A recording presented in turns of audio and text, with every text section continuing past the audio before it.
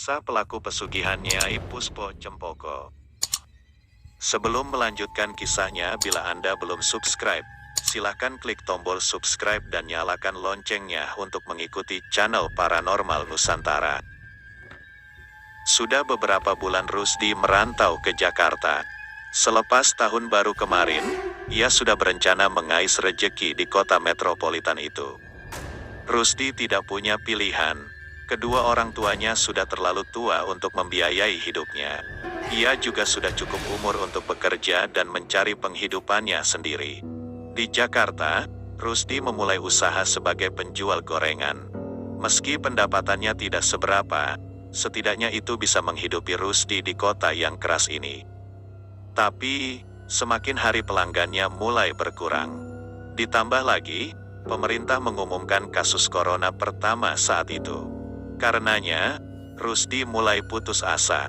Akhir-akhir ini malah tidak ada pelanggan satupun yang mendatangi gerobaknya.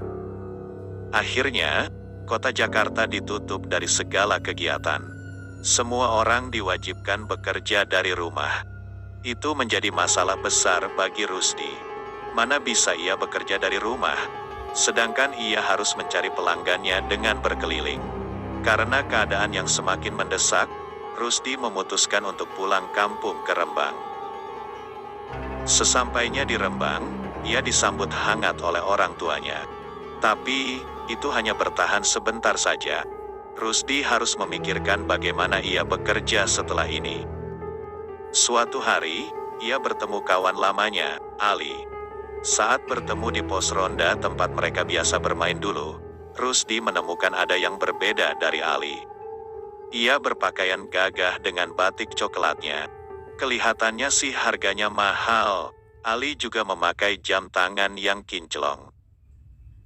Wah, ditinggal beberapa bulan sudah necis saja kamu, Li, celetuk Rusdi. Iya dong, nggak kayak kamu, pulang-pulang cuma bawa baju yang sudah dipakai setahun lalu, balas Ali. Iya nih, usahaku seret. Jakarta kan lockdown, aku jadi tak bisa berjualan. Lagian, bagaimana caranya kamu bisa tampil seperti orang banyak duit kayak gini sih? Padahal kita kan sama-sama mulai waktu itu, keluh Rusdi. Ali lalu menceritakan bahwa ia melakukan pesugihan Nyai Puspo Cempoko. Kata Ali, pesugihan itu bisa mendatangkan kekayaan mendadak. Informasi itu membuat Rusdi berpikir sejenak. Sebenarnya, Rusdi juga sudah lelah hidup miskin selama ini. Ia bekerja banting tulang pun belum tentu bisa tampil keren seperti Ali. Rusdi jadi penasaran. Ia tertarik mencoba apa yang dilakukan Ali. Kemudian, Ali memberitahu Rusdi kalau syarat pesugihannya cukup mudah. Kamu tinggal siapin satu kamar khusus yang tidak boleh dimasuki siapapun.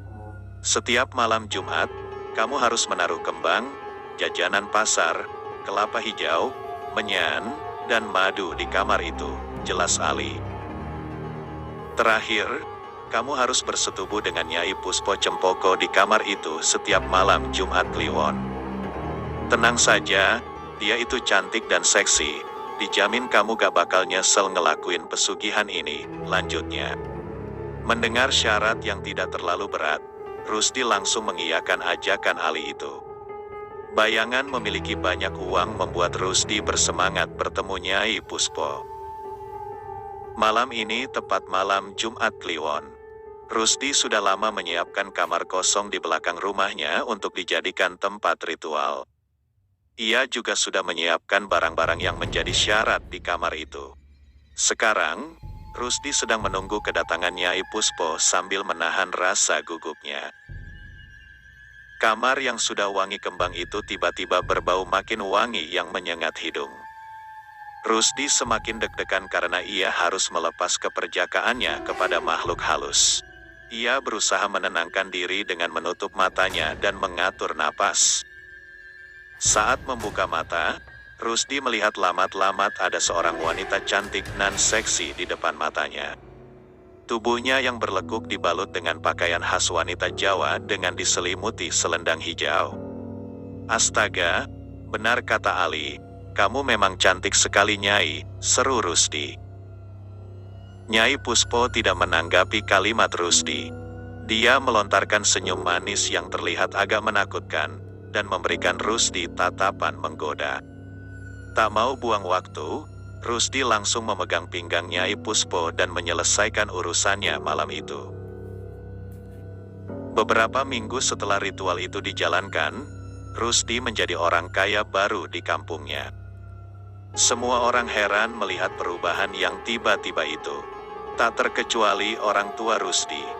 Setiap kali ditanya, Rusdi selalu bilang itu semua adalah hasil kerjanya selama di Jakarta. Semakin lama, harta Rusdi semakin banyak saja. Rumah Rusdi yang dulunya masih beralaskan tanah sekarang menjadi rumah bertembok dan berlantai. Rusdi juga barusan membeli mobil mewah sebagai hadiah untuk orang tuanya. Akan tetapi, nasib Rusdi yang berubah drastis itu membuat Ali menjadi iri. Pasalnya, kalau dihitung-hitung, sekarang Rusdi kelihatan lebih kaya dari Ali. Dia sebagai orang yang menyarankan Rusdi berbuat bisnis klinik itu menjadi menyesal. Kekayaannya itu ternyata juga membuat Rusdi lupa berterima kasih kepada teman karibnya. Kesal bercampur iri, Ali berencana untuk memberi Rusdi pelajaran. Ia kemudian menyewa seorang PSK untuk menggoda Rusdi. Ali menyuruh wanita itu untuk masuk ke kamar belakang di rumah Rusdi saat malam Jumat Kliwon. Ia berjanji akan membayar mahal wanita itu kalau dia berhasil menaklukkan Rusdi. Malam ini adalah malam Jumat Kliwon, waktunya Rusdi untuk memulai ritual seperti biasa. Dari pagi, ia sudah bersemangat menyiapkan sesembahan karena ia sedang ingin sekali membeli mobil dan jam tangan baru. Setelah selesai membersihkan diri di kamar mandi, Rusdi lalu bergegas menuju kamar ritualnya. Tapi, sampai di sana ia dikagetkan oleh seorang wanita yang tak dikenal. Ia memakai baju super ketat dan minim. Riasan di wajahnya begitu tebal. Wanita itu juga terlihat cantik dengan rambut pendeknya yang hitam legam. Rusdi malah jadi tegang melihat wanita itu. Nyai Puspo tiba-tiba saja hilang dari benaknya. Rusdi tak tahu kenapa dia bisa mudah terbuai seperti ini.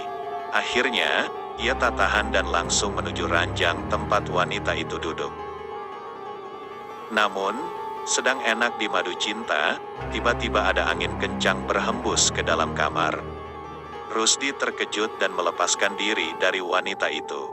Tiba-tiba, Rusdi melihat sosok Nyai Puspo dengan wajah yang seram sekali. Matanya merah membelalak dan rambutnya menjadi gimbal dan berantakan.